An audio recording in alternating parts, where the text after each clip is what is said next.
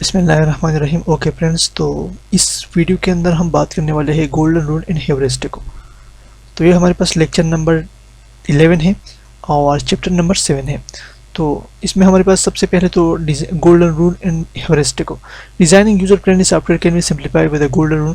मतलब अगर एक सॉफ्टवेयर हमारे पास यूजर फ्रेंडली होता है तो इसका मतलब ये होता है कि इसके अंदर हमारे पास कुछ गोल्डन रूल्स यूज हुआ है एंड हेवरिस्टिक, और उसमें कुछ हेवरिस्टिक लोगों की क्या है मतलब कुछ इन्वॉल्वमेंट है या उस लोग उस सॉफ्टवेयर को डेवलप करने में मदद की है।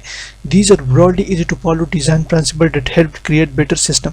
These are broad easy to follow, मतलब ये हमारे पास क्या होते हैं, ब्रॉड होते हैं, इजी टू फॉलो होते हैं, design principle that help create better system. Here to set up these rule Shneiderman 8 golden rule of the interface designer. इस Shneiderman 8 golden rule for interface designing के लिए होते हैं consistency, keep action, layout, terminology and command consistent throughout the interface. Consistency Shneiderman 8 golden rule के for interface design. तो Shneiderman का 8 golden rule है interface को डिजाइन करने के लिए। उसमें हमारे पास कंसिस्टेंसी है, keep action, layout, terminology and command consistent throughout the interface. इसका कंसिस्टेंसी का मतलब ये होता है कि हमें अपने मतलब जितने भी हमारे पास प्रोडक्ट के सॉफ्टवेयर के अंदर जितने भी कंपोनेंट होते हैं उस सबको हमें कंसिस्टेंट रखना होता है। इसी तरह हमें शॉर्टकट को भी यूज़ करना है अपने इंटरफेस के अंदर। मतलब अगर शॉर्टकट का मतलब ये होता है अगर हम कोई काम करें तो उसे फिर हमें अंडू करना है तो अंडू करने के लिए हमें एक स्पेसिफिक शॉर्टकट यूज़ करनी चाहिए। और दूसरा शॉर्टकट यूज़ करने से हमारा जो सॉफ्टवेयर है वो हमारे पास क्या बन जाता है, मतलब वो सॉफ्टवेयर हमारे पास क्विक हो जाता है। शॉर्टकट यूज़ करने से हमारा काम जल्द हो जाता है। So allow frequent user to use shortcut like abbreviation and special key sequences to perform common action faster.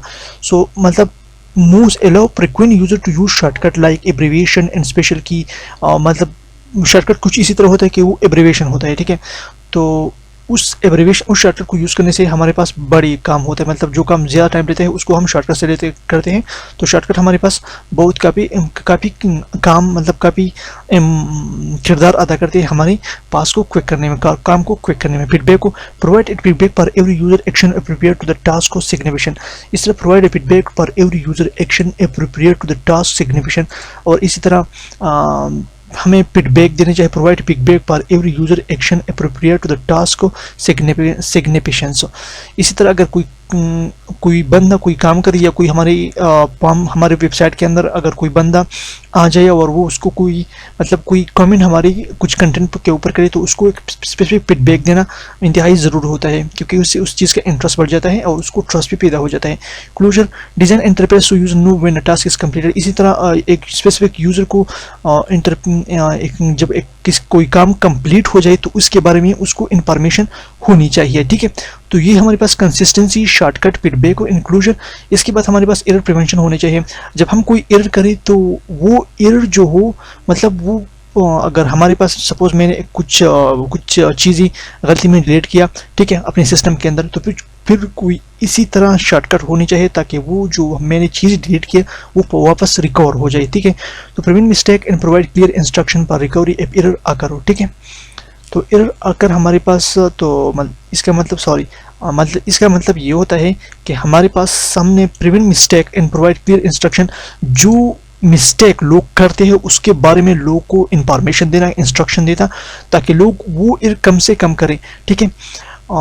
Allow user to easily undo action to reduce anxiety and encourage exploration.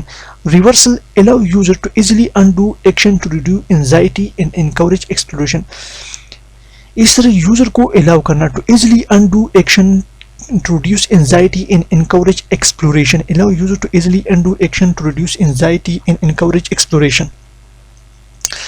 इस allow user to easily undo action to reduce anxiety and encourage exploration. इसी तरह मतलब जब कोई काम हम करें तो उसके बारे में मतलब वो स्पेसिफिक चीज़ें रिवर्सल देना, ठीक है। सपोज मैंने एक स्पेसिफिक फंक्शन या एक स्पेसिफिक करेक्टर लिखा, ठीक है, तो इस करेक्टर को वापस इरेज करने के लिए हमारे पास क्या होनी चाहिए, रिवर्सल होनी चाहिए, ताकि मैं बैक जाऊँ, वापस जाऊँ अपनी टास्क को ख़त्म करने के लिए। यूज़र कंट्रोल होनी चाहिए, ensure user be in control of the system responding to their action. इसी तरह यूज़र को स्पेसिफिक कंट्रोल होनी चाहिए। Reduce memory load, keep display simple and provide time for learning sequences to lessen memory demand. Keep display simple and provide time for learning sequences to lessen memory and demand. Keep display simple and provide time for learning sequence. Reduce memory load, तो इसी तरह मतलब जितने भी हमारे पास interface होते हैं तो उसके अंदर जो मेमोरी यूज़ होते हैं तो उसको मतलब कम से कम करना, ताकि हमारे पास जो मेमोरी है उसके ऊपर मतलब उसके ऊपर थोड़ा कम साइज आए, उसके ऊपर जितने भी लोड हो वो कम हो, तो इससे हमारा जो सिस्टम हो वो पास होगा। तो इससे हमें रिड्यूस मेमोरी को रीच करनी चाहिए। तो हमारे पास error prevention, reversal, user control, reduce memory load and Shneider, इसी तरह consistency, shortcuts and feedback closure, ये हमारे पास है। एड गोल्डन रूल आप शेंडरमैन, ओके। इसी तरह हमारे पास होते हैं Norm and 7 principle for simple task designer. User knowledge जो make information readily available either in the environmental or the user mind knowledge should be external and internal. Make information readily available either in the environmental or the user mind. User को knowledge होनी चाहिए जो हम use करते हैं, मतलब जो specific product वो यूज़ करते हैं उसको स्पेसिफिक इन्फॉर्मेशन या तो इंटरनली या एक्सटर्नली होनी चाहिए। सिंप्लीफाइड टास्क को इस तरह simplified task to reduce simplex problem solving and memory load. इसी तरह मतलब जो प्रॉब्लम होते हैं तो उसको सिंप्लीफिकेशन के लिए कुछ इंस्ट्रक्शन होने चाहिए ताकि उसको वो टास्क को मतलब ज़्यादा मुश्किल ना लगे।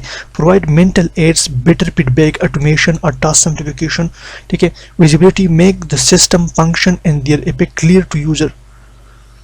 Make the system function and their effect clear to user. Get mapping right to ensure user intention align with the system control, making it clear how action affect to the system. Ensure user intention align with the system control, making it clear how affect to the system. Get mapping right, ensure user intention align with the system control, making it clear how affect the system.